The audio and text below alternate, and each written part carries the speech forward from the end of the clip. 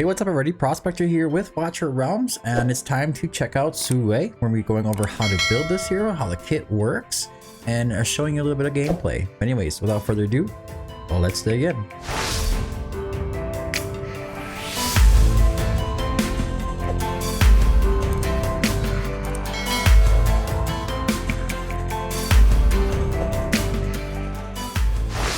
Alright, so first and foremost, it's Su Yue. That's the pronunciation that I'm coming up with. I think it's the proper way to say it. She is going to be a Tactician. Cost is going to be 15 North Throne and a Supreme Arbiter hero. Now, Supreme Arbiter is going to have things like Praetus and Orin, and they do gain this Sacred Blessing after they use a divinity. So that Sacred Blessing is going to be an extra 50% damage for 8 seconds. So when you place Su Yue on the field, you understand in a minute, you're going to want to use a Sacred Blessing right as you place her, or somewhere in between when you place her on the ground or in the field. So that's the proper way to do it. If you want her to be a little bit more tanky, you would probably bring her in with a North Throne Lord. But the only one I can think of that would really work well is probably going to be Rivenhold. You could do Elder. There's a little bit of a damage increase there, but I think Rivenhold would be your best bet. Praetus is going to be your next. Or Orin, I'm sorry, is going to be your next. And then Praetus, because Su Yue is going to be an AOE hero. So AOE physical attack, fast revival, true damage, defense penetration, and has anti-air. Quickly on to the promotions. You're not going to unlock the full talent here unless you get to at least promotion level 5.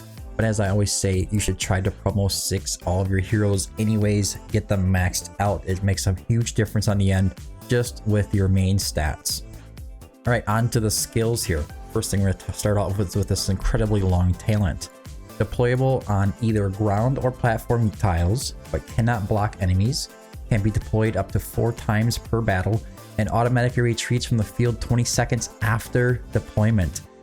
Whether the hero is retreated manually or automatically, no cost will be restored. So they're protecting themselves from just laying her down and bringing her back, and you get a bunch of cost back. Kind of like a wood elf. The hero deals 35% increased AOE damage, and her redeployment time is reduced by 24 seconds. So she, I guess the whole hero deals 35% increased AOE damage is kind of redundant. I think you should just build that into a kit instead of just throwing it in there as a sentence into her talent. Just have her have extra AOE damage in her kit. It's kind of weird to do it that way. Anyways, the redeployment time reduction is reduced by 24 seconds. Is very nice.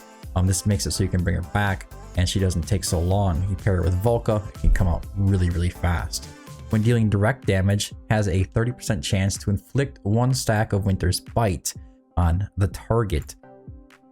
Winter's Bite, obviously, most of you guys are familiar with this. It reduces the movement speed by 25%, stacking up to 3 times. You get the full 3 stacks, you get a freeze, etc, etc, etc. And then we're going to go on to our basic attack. AOE physical attack deals 120% AOE damage to up to 8 enemies. So she's just going to be sitting there whacking away with some AOE damage, as hopefully you can see on the screen right now, if I'm doing this right. And then on the first passive, we have Return Spirit. Gains debuff immunity. That makes her immune to most debuffs. Reduces redeployment time by 3 seconds for each enemy killed by the hero, up to a reduction of 24 seconds. Resets upon the next deployment. So this can make her kind of chain reaction and come out and redeploy really fast. She does last for 20 seconds on the field. You can reduce that redeployment time with Volca A1, and also with this passive here, making it really quick for her to come back on the field. We have Bone Biting Cold, basic attack damage. So that means Infernal Roar can work with this hero. Every 2 basic attacks, the next basic attack deals 420% AOE damage that ignores 50% defense to up to 8 targets in range. When the target is inflicted with Radiant Erosion, this is a Supreme Arbiter style ability. This deals continuous true damage. True damage is based off the defense of the inflicted target every 2 seconds, stacking it 3 times. So it just keeps ticking on based on their defense. Deals an extra 200% true damage. If the target's HP drops below 40% and they are inflicted with Winter's Bite or Freeze, instantly kills the target, excluding bosses and elites.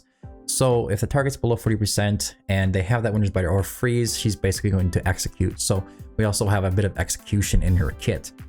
All right, so she also has a bond skill with Gushi, the Wayward Noble, to unlock the following bonus effect.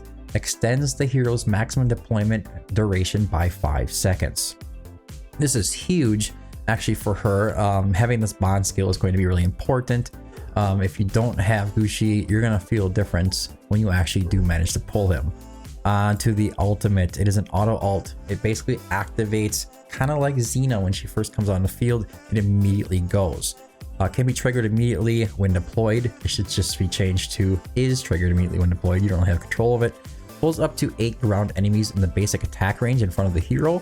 Then deals 600% AOE damage that ignores 50% defense 3 times, up to 8 enemies in range, and inflicts the immobilized state. That's going to be paired with the Winter's Bite stacks and all that good stuff. And also a vulnerability to physical damage. The skill can be only triggered 1 time per deployment. Onto the awakenings here. Awakening level 1 leaves a Moonfrost on the current tile upon dying or retreating, lasting until the hero's next deployment. What is a Moonfrost? While it is on the field, inflicts a 1 stack Winter's Bite on up to 8 enemies within 2 tiles every 3 seconds, lasting for 3 seconds, cannot block enemies. So she's going to leave that Moonfrost on the current tile upon dying or retreating. So after she gets pulled off the field, Moonfrost is there. If the hero is then deployed onto the position of the Moonfrost, so if she take out enough enemies, you have Volca, you cycle her back fast enough, increases her attack by 10% and grants a shield equal to 100% of her attack to all allied heroes within her basic attack range. So you can place her down on top of that Moonfrost. On certain maps, it's probably going to be more like a Malric style thing where you're going to be maybe trying to keep somebody alive, or it's going to be some kind of trial or something like that. You're not going to use this mostly on like Gear Raid 1 and stuff like that, but there's going to be areas you will. At Awaken level 2 is going to be attack plus 300. Never sleep on the attack plus 300. And then we have Awaken level 3, increases the range of basic attack and ultimate, increases their max number of targets by 4. This is actually going to be a very big deal for her. She's going to be able to reach out farther to the sides. It's not going to really help you out going forward, like ahead of her, but to the sides, if there's anything going on, it will definitely help out. Awaken level 4. And this is becoming a new trend where they're actually adding some kind of skill into the Awaken level 4 instead of just always being penetration plus 8%, which is kind of boring. Increases Bone Biting Cold's damage by 20%. This damage is further increased by 10% when the hero has a shield. So if she manages to get a shield, that's going to help her out with doing some more damage. Bone Biting Cold is going to be doing 20% more damage. So the basic attack deals 420% AOE damage. That ignores 50%. So that's going to go up to 440% AOE damage and deals an extra 220% true damage. I believe that's how that's going to work. Awaken level 5 increases the number of times the hero can be deployed per battle by 1.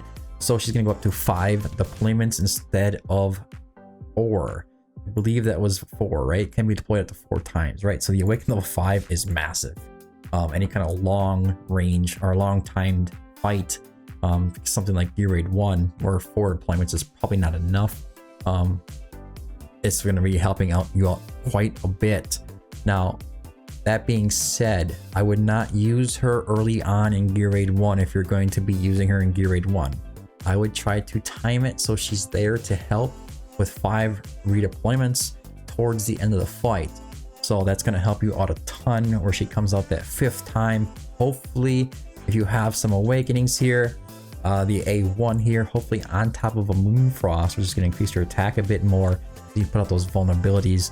It is physical damage, and it is kind of hard to get extra or enough damage in Gear Raid 1 if you're doing purely physical damage. A lot of the heroes are doing magic and they kind of just blend a little bit better, but there's a lot of physical damage heroes coming out recently, so that could be a good thing. On to the gear. Now she deploys for 20 seconds. And obviously that's going to give us a quick idea of what she's going to be able to use. They also have added these things here like in the passives where you go here where this is considered Bone Biting Cold is going to be basic attack damage. This one is going to pull up 2 ground enemies in the basic attack range in the front of the hero, then deals 600 AOE damage that ignores 50% defense 3 times. That's the ultimate. So Infernal Roar can work with part of the kit. I don't think it's going to work fully with the rest of it. So you're going to be kind of looking at either Hell's Lament or Cataclysm being your best 2 sets, and Infernal Roar being like a 3rd best.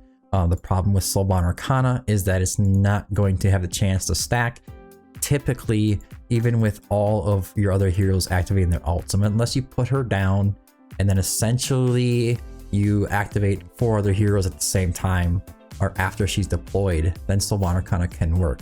So I would just avoid it. Try to go with your Cataclysm or Hell's Lament set.